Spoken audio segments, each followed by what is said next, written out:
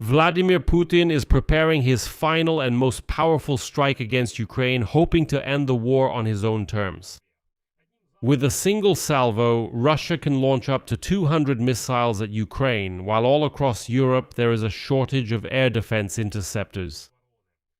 The Institute for the Study of War writes about this today, as does military analyst Konstantin Mashovets, and Ukrainian President Volodymyr Zelensky also speaks about it. They all agree that Russia's summer-autumn offensive on the Sloviansk-Kramatorsk agglomeration in Donbass has failed, but at the same time they give a rather grim forecast. The Kremlin is preparing yet another final strategic push for the fall and winter of 2026.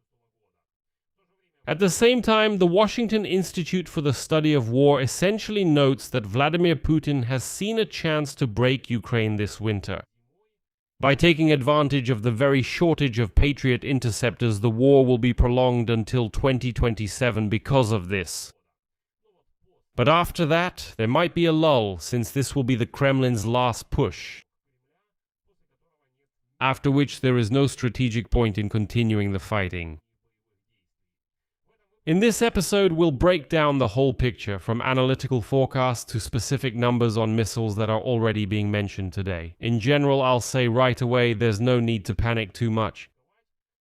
But we'll analyze as soberly as possible the situation that has developed as of today and what exactly the Kremlin might be planning in terms of continuing the war. My name is Alexei Pechi. Let's figure out this topic together, but before we start, I ask you to subscribe to this YouTube channel. We're moving toward the milestone of 300,000 subscribers, so I would be grateful for each of your subscriptions. Right now, before we start, please check under this video to see if you are subscribed to this YouTube channel. Maybe you've been watching for a long time, but still haven't subscribed. Click the subscribe button right now. Yes. So, military analyst Konstantin Mashovets wrote an extensive article that definitely deserves attention. According to him, Vladimir Putin has been betting on a war of attrition since around 2023.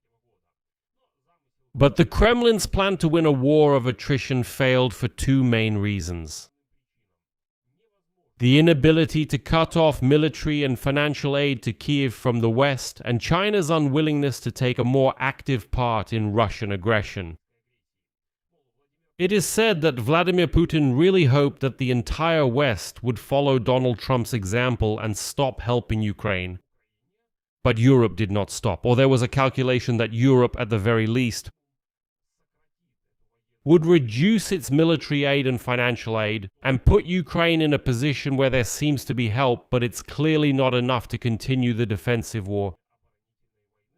And under these conditions, Ukraine would simply be forced to agree to some kind of deal that would be absolutely beneficial to the Kremlin.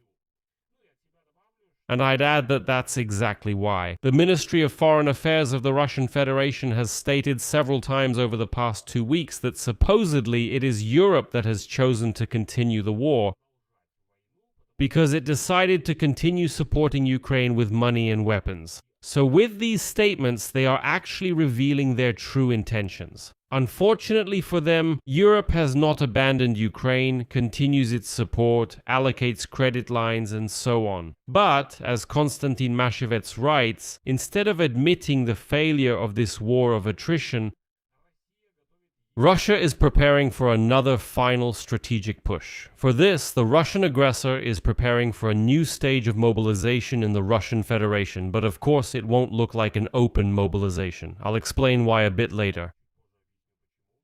And the Kremlin is intensifying strikes on Ukrainian territory, shifting the economy to a war footing, and recently made personnel changes in the leadership of the Ministry of Defense of the Russian Federation.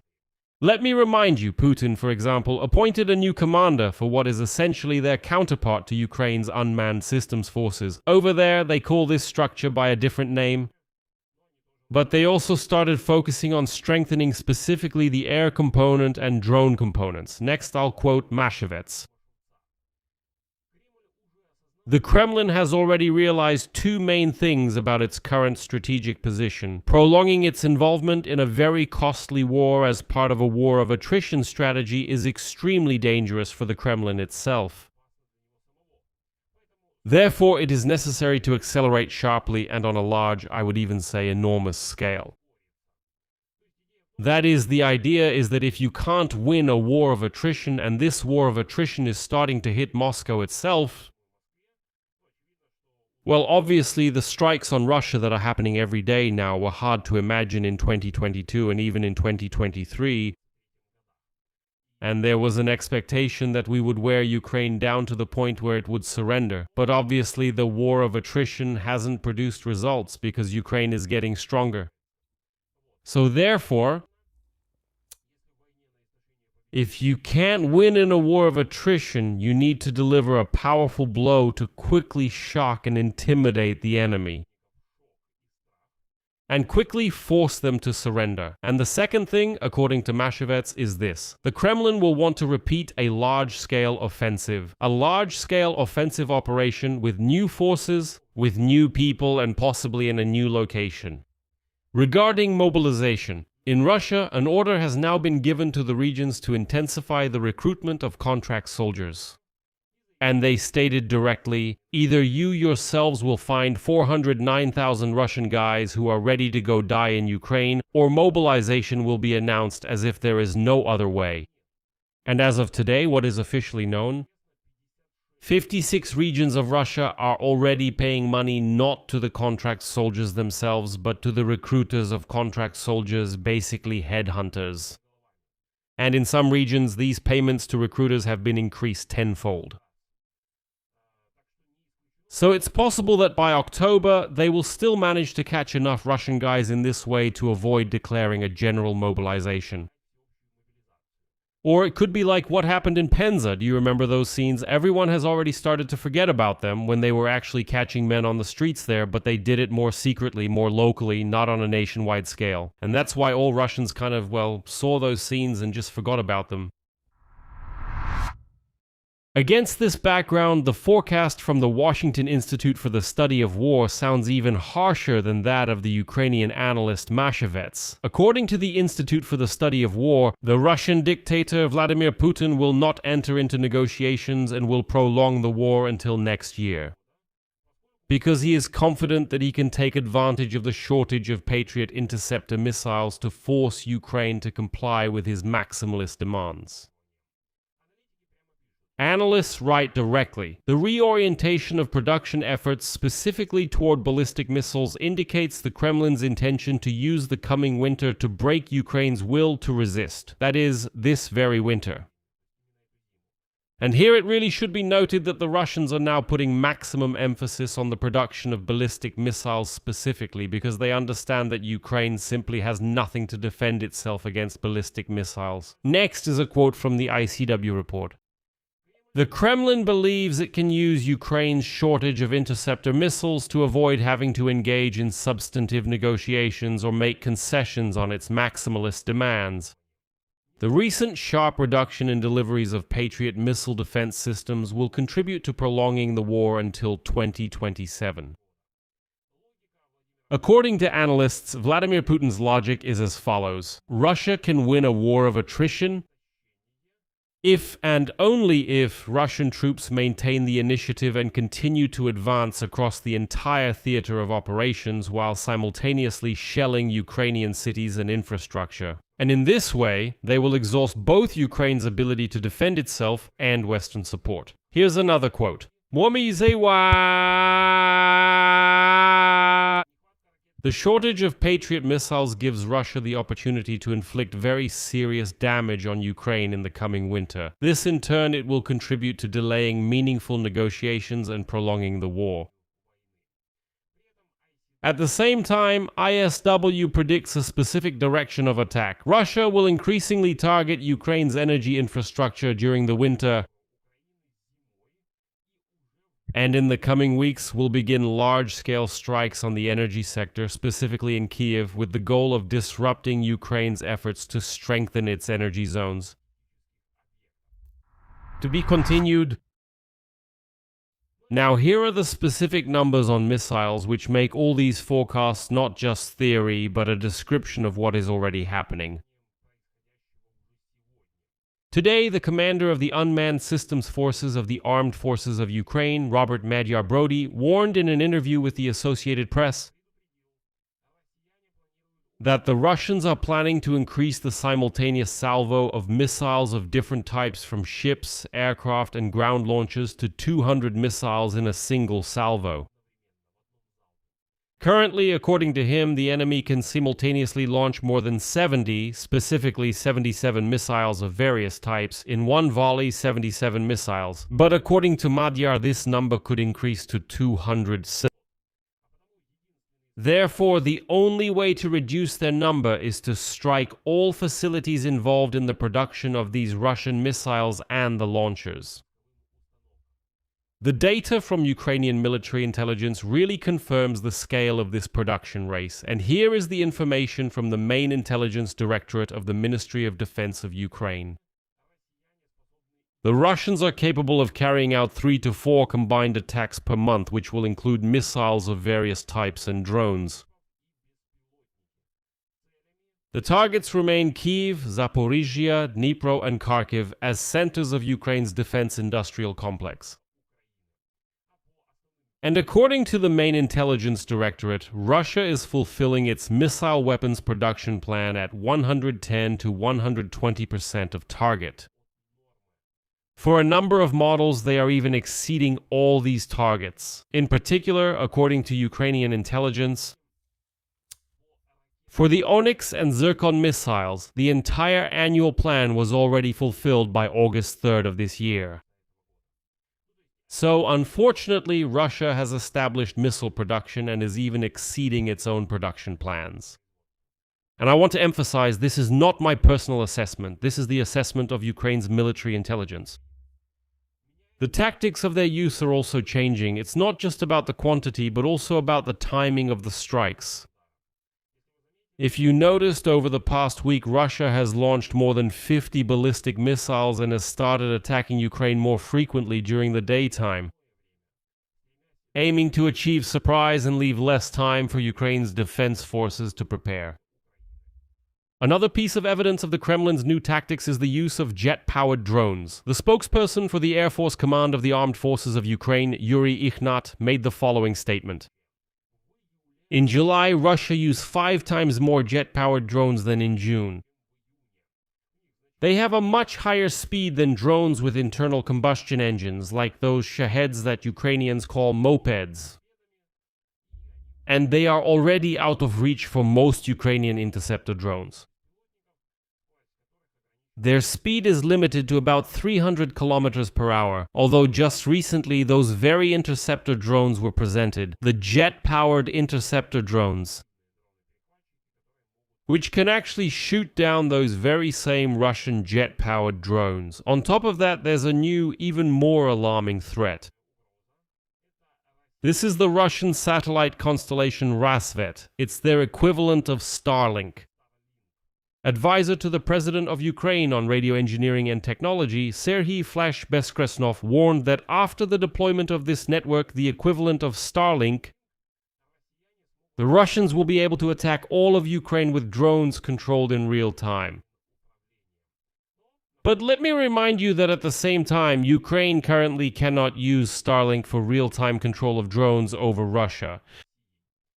Although Ukraine sent such a request to Elon Musk and asked, saying that we are not asking to use Starlink, which currently does not work over Russia for that purpose, to strike civilian targets. No, okay, we will limit ourselves to strikes on ballistic missile launchers and the factories that produce these missiles. But Elon Musk stated that for now he does not allow Starlink to be used for strikes against Russians, referring to his opinion that Ukraine should already agree to some kind of peace agreement and end the war with the Russians. But the Russians, with this very Rassvet system, will be able to attack our entire territory using drones controlled in real time via their satellites, which completely copy the Starlink system. And what adds even more concern is the statement from the deputy head of the main intelligence directorate of the Ministry of Defense of Ukraine, Major General Vadim Skibitsky, who confirmed it. that Russia is deploying the Rassvet system much faster than expected. By July 31st, the 16 satellites launched at the end of March have completed the formation of an operational group in orbit. The satellites already provide at least 2 communication windows over Ukraine, each lasting more than an hour. That is, when these satellites fly directly over Ukraine. Twice a day for an hour each time, the Russians already have a window when they can be online and directly control drones in real time, track and strike targets on Ukrainian territory. And according to Ukrainian intelligence, the Kremlin's goal is to increase the group to 292 satellites by 2027. This will already make it possible to observe Ukrainian territory almost around the clock, and almost up to 1,000 such satellites by 2030. In general, unfortunately, all the predictions that the Russians would not be able to launch their own version of Starlink did not come true. And now they are gradually deploying the Rassvet system, and even Flash admits that yes, this is indeed a huge problem.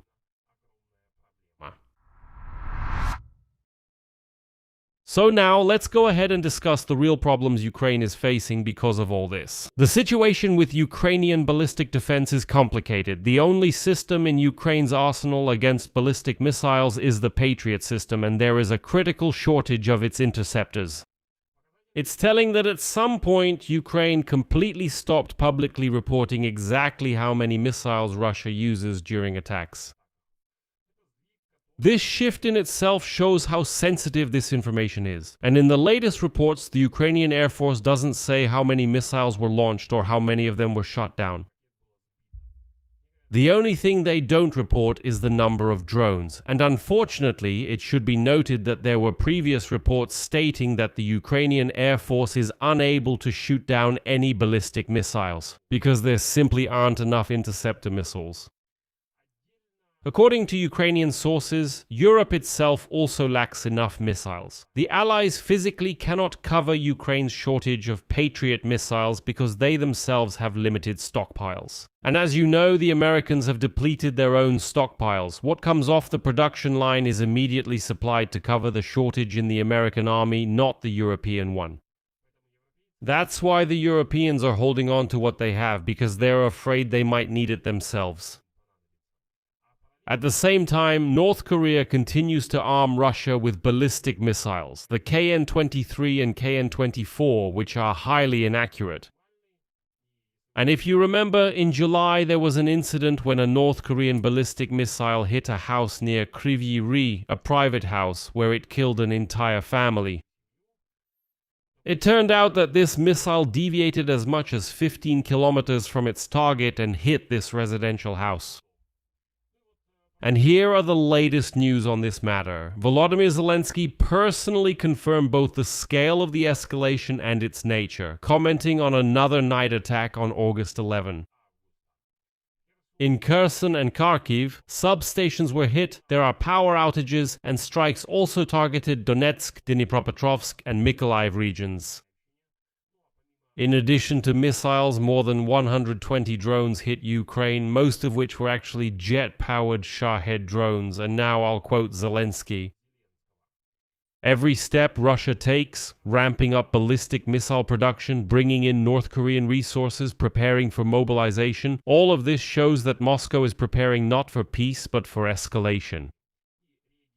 And we need to act now for peace. We shouldn't wait. There should be more sanctions pressure, especially on the enterprises that are working for the Russian war effort. More air defense assistance for Ukraine. All of this is needed so that peace has a chance. And against the backdrop of the threat of new strikes, Zelensky, let me remind you, already on August 5th called on local authorities to put winter resilience plans in place ahead of time. Among the main tasks, he named the protection of critical infrastructure, ensuring the necessary quantity and quality of shelters, as well as strengthening Ukraine's anti-ballistic capabilities. So obviously the winter will be difficult, but if analysts are to be believed, for the Kremlin it could also become the last strategic push, after which its capabilities will be greatly reduced and lose their meaning. Because the Kremlin can no longer sustain a war of attrition either, it's becoming difficult for them as well. That's why they're betting on delivering what they believe will be a final devastating blow to Ukraine and forcing Ukraine by spring to all but capitulate. Again, I don't want to say that we should throw in the towel or act like all is lost. Nothing is lost yet. Obviously, the war is ongoing. Unfortunately, it's not going to end anytime soon.